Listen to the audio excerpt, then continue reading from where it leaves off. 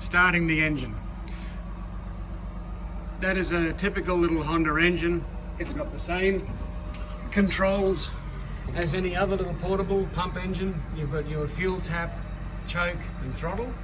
That's all the same as starting any small engine.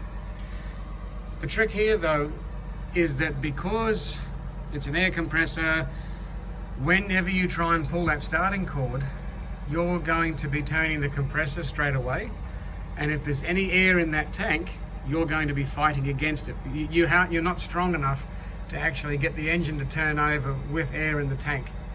So what you've got to do whenever you want to start this engine, be it hot or cold, you have to reach underneath the air tank to that little ball valve there, and you've actually got to drain the air to zero. That way you haven't got anywhere near as much compression fighting against you when you pull the starting cord.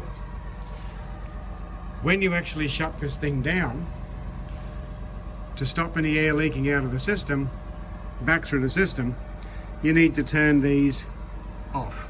You need to turn both of those off. That'll stop you losing your air in the tank if there's any air leaking out of the brake pipe. So when you start up, make sure your fuel's turned on. If it's a cold start or hot start, set your choke accordingly, throttle speed, that sort of thing. There's your on-off switch. At the moment it's in the off position. You can also tell because the engine's not running.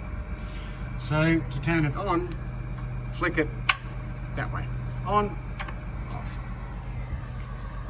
You'll have no choice, unless you're Samson, you'll have no choice but to drain the air from the tank using that little ball valve there. The actual handle is on the other side of that silver fitting. Drain that to zero, close it off again. Then you'll have enough strength to be able to pull the starting cord.